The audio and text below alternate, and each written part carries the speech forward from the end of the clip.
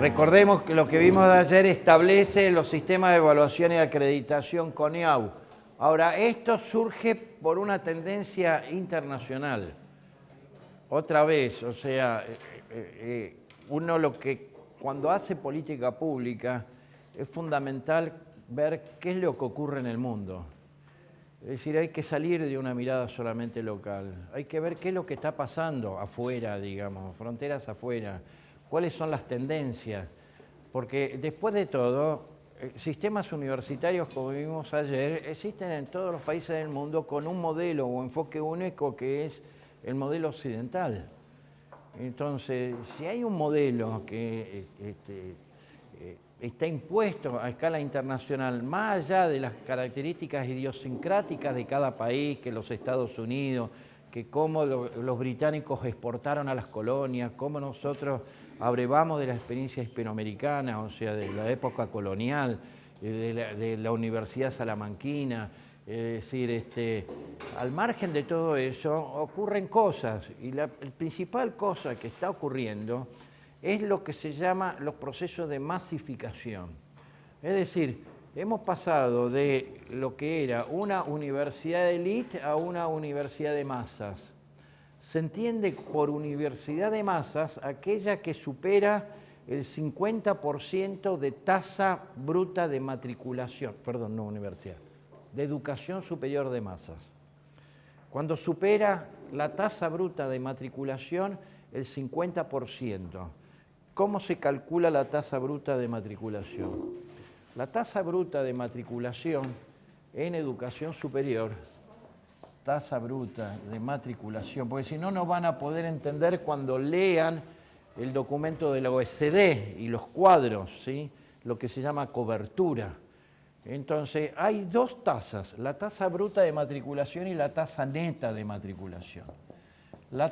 En las dos toma como denominador la población del grupo etario de 18 a 24 años. Grupo etario de 18 a 24 años. Es decir, se supone que la educación primaria, secundaria, etcétera, concluye a los 17 años. Por lo tanto, los cálculos de la tasa bruta de matriculación es de los 18 a 24. Los países desarrollados tienden a trabajar desde los 20 años. Hay una situación internacional en los países desarrollados como que los estudiantes que egresan del secundario se toman un año sabático. ¿Tá? Esto es una tendencia, quiere decir que hay un retraso, no es inmediato el ingreso. ¿Tá? Muy bien, la tasa bruta de matriculación se calcula como la matrícula en educación superior, higher education, ¿sí? En educación superior, pero sobre la población de 18 a 24. ¿No? Entonces quiere decir que acá tenemos estudiantes que tienen más de 24 años. La tasa neta toma solamente en cuenta la población matriculada de 18 a 24. ¿Sí? En Argentina esto es del orden del 19%. A ver si lo tengo por acá. 19.7. Y esta es 58.8. ¿Qué quiere decir? ¿Qué quiere decir? Quiere decir que hay muchos estudiantes en el sistema de educación superior que supera los 24 años. Si supera los 24 años, hay dos razones.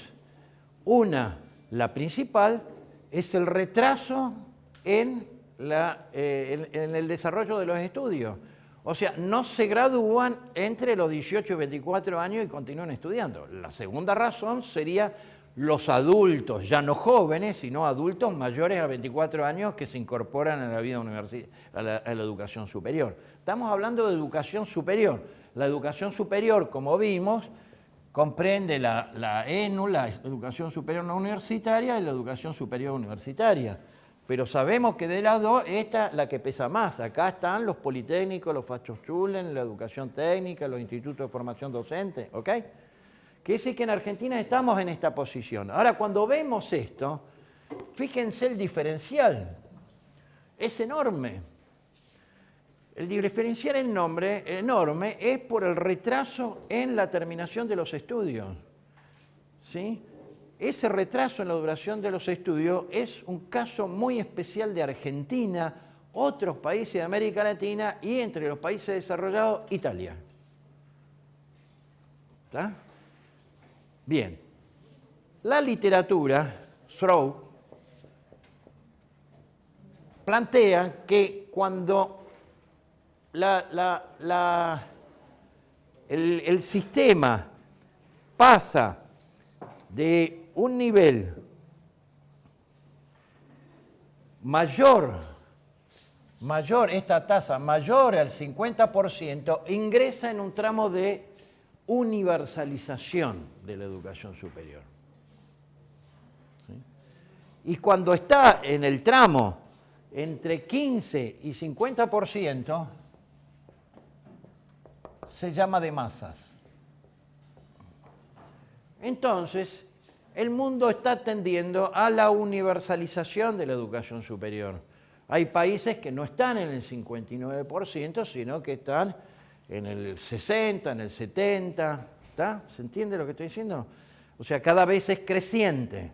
En la medida que hay obligatoriedad de la finalización de la educación secundaria, tiende a ser creciente estas dos tasas. ¿Sí? Cuando estás debajo, menor del 15%, se llama una educación superior de élite. Entonces, la tendencia es a una educación superior de masas hacia la universalización. Argentina, a partir de la democracia, en el año 84, aumenta el número de estudiantes en educación superior e ingresamos claramente a acercarnos al 50%. Cuando hay una tendencia a la masificación y a la universalización, los sistemas de control del Estado o los marcos regulatorios son más lábiles y por lo tanto hay graves problemas. Si el mecanismo es de que los títulos habilitan para el ejercicio profesional, entonces hay una necesidad del Estado de resguardar el interés público. Y el interés público es la salud, los derechos, los bienes, la educación de los habitantes. Entonces aparecen los sistemas de evaluación de la calidad. Segundo problema, el Estado benefactor termina en el año 79-80. O sea, el desarrollo de la etapa de auge, de oro del capitalismo a escala mundial, posguerra, y el desarrollo del estado de bienestar, el desarrollo con una fuerte intervención del Estado, con una fuerte intervención, y los servicios sociales, las jubilaciones, la educación, la salud, los servicios de salud público, etcétera, etcétera, todo eso lleva a una crisis a final de los años 70, en donde aparece lo que se dice una etapa del neoliberalismo, es decir, de disminución de la participación del Estado. Ahora, no hay que mirar en términos nostálgicos, digamos, la etapa de benefactor, porque eso se murió, como se murió el socialismo real. ¿Se entiende? Si no entendemos por qué se murió el socialismo real en el año 89, 10 años después, también nos tenemos que preguntar por qué murió el Estado benefactor.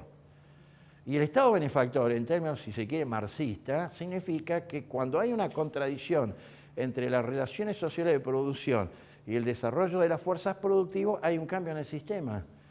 Es decir, el socialismo real no pudo continuar desarrollando las fuerzas productivas en términos de crecimiento económico a la par o en términos comparativos con los países capitalistas centrales, llámese Estados Unidos y los países que se recuperaron después de la Segunda Guerra, y por lo tanto eclosiona.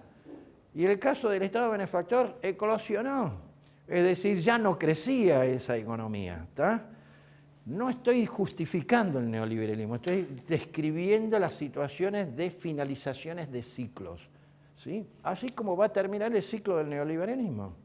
En algún momento, cuando el neoliberalismo no dé respuesta, concluye. Ahora, los que creían que el capitalismo ya estaba a las puertas de su ocaso, de su desaparición, entre ellos yo, nos equivocamos. Si el feudalismo tuvo una duración de 400 años, ¿quién nos iba a decir que el capitalismo durará nada más que 2 siglos y medio? ¿Está? O sea, perdurará después de todos los que estamos acá no estemos en este mundo. Entonces aparece la participación del Estado.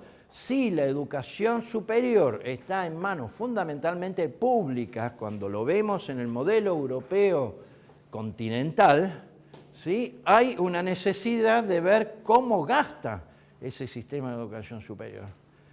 Entonces, si es lo suficientemente eficiente o no. Y si tiene calidad. Entonces hay dos problemáticas, el financiamiento y la calidad. Y ahí hay un proceso de mudanza de una relación del Estado fuertemente intervencionista sobre las instituciones de educación superior, en el extremo Francia, que como dije ayer, los profes los designa el Ministerio de Educación y son asignados a las instituciones universitarias, los planes de estudio los determina el Ministerio, es decir, fuertemente centralizado, o sea, con fuerte control del Estado, y pasan a lo que sería un marco regulatorio de control a distancia. Es decir, aumentan la autonomía y dicen, pero ahora rendime cuentas. ¿Se entiende lo que estoy diciendo? O sea, el ministerio deja de tener el grupo que controlaba los planes de estudio y cómo era, etcétera, etcétera, etcétera, y dice, bueno, ahora definís vos los planes de estudio. Ahora, ¿no querés que se separe el título del académico de la habilitación profesional? Te vamos a hacer una acreditación de la calidad. ¿Se entiende lo que estoy diciendo? Ahora, ¿cómo gastás? Antes te controlábamos, como en Argentina, te controlábamos a ver cada profe, cada uno. No, ahora te damos la plata, ser responsable. Entonces te vamos a controlar por sistema de criterio de eficiencia. Y un criterio de eficiencia clave en todos estos sistemas es la tasa de egreso. Es decir, porque acá ingresan estudiantes y si el objeto de la educación superior es la transmisión de conocimiento, tiene que haber egresados. Y acá hay un proceso. Entonces, ¿cómo desarrollás ese proceso? ¿Cómo te preocupás para que ese estudiante haga todo el recorrido y egrese? Y si la tasa de egreso en Argentina es la más baja de América Latina, es igual al 21%, quiere decir que en términos acumulativos el 80% de los estudiantes de educación superior no se reciben. O sea, desertan. ¿El paso por la educación superior genera un beneficio? Por supuesto.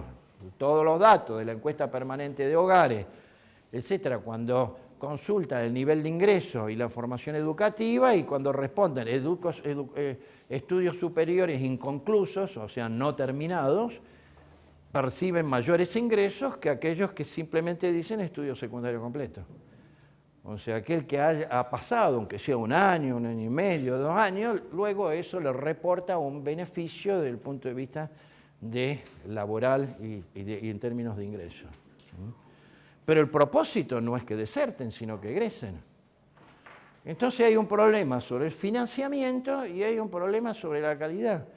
Y esos son los paradigmas desde los años 80. Y la reforma de la educación superior en Argentina la encargamos a mediados de los 90. Quiere decir que para entonces existían las agencias de acreditación de la calidad en Francia, en Alemania, en Suecia, en Holanda, ¿se entiende? O sea, en todo. Así que cuando se desarrolla una ley de educación superior que dice la CONEAU, tampoco inventamos el agujero al mate, como dije ayer. O sea, se estudian distintas situaciones y dicen cuáles son lo que se denomina, y es muy importante de la política pública, el concepto de lecciones aprendidas.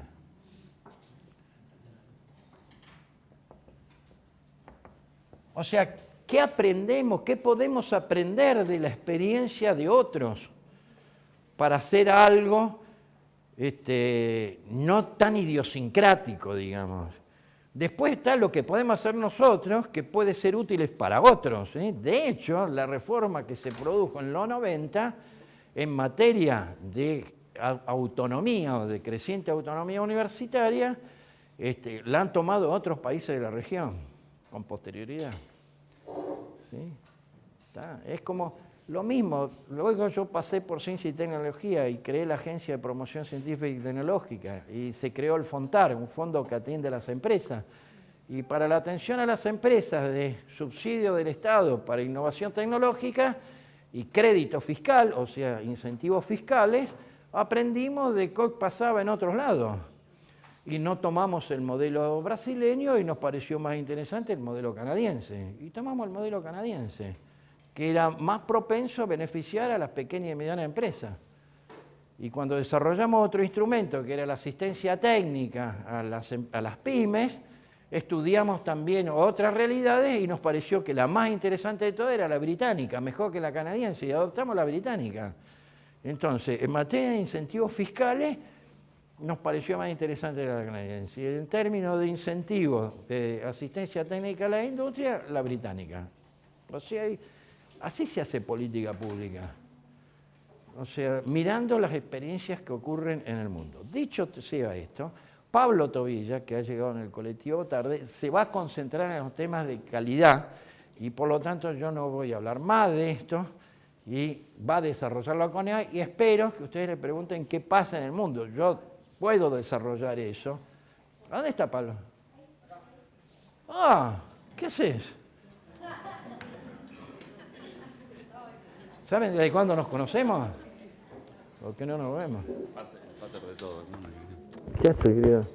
Bien. Bueno, y Pablo podrá desarrollar o podrá contar qué pasa en otros lados, ¿sí? Los únicos que fueron precursores de todo esto, de las agencias de acreditación, fue los Estados Unidos, pero por el modelo estadounidense, que mencioné antes, que como es un financiamiento por el lado de la demanda, o sea, los estudiantes con becas y préstamos, para dar ese financiamiento se lo dan a los estudiantes que estudian en instituciones que hayan sido acreditadas. Y entonces eso es previo, data de los años 30. Mientras los demás data de los años 80. Son dos situaciones completamente distintas. Bueno, volvamos a la... Yo no sé cómo vamos a hacer, pero... Pablo tampoco.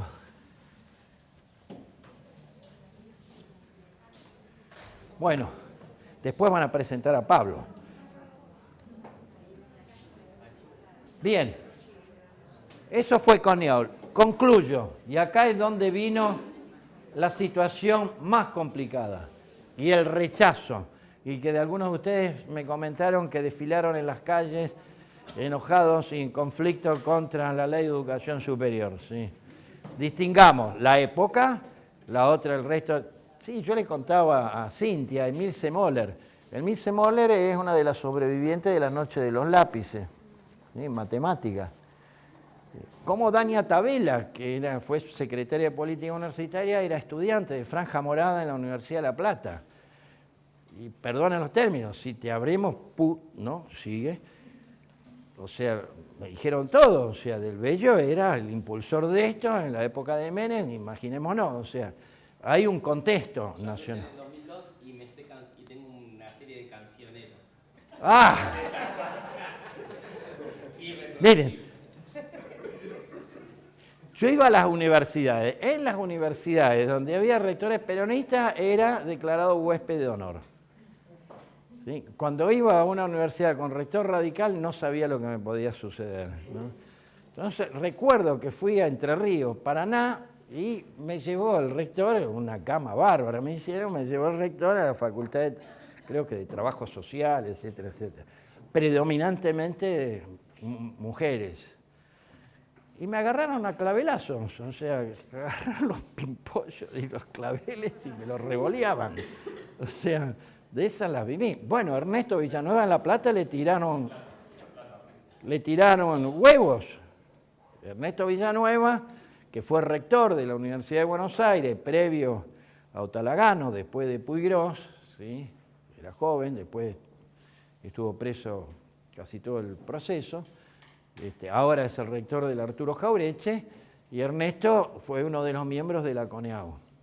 Y compartí con él, porque yo también fui miembro, Pablo estaba a cargo de la dirección de evaluación, y después fue presidente de CONEAU. Creo que cuando fue presidente lo agarraron.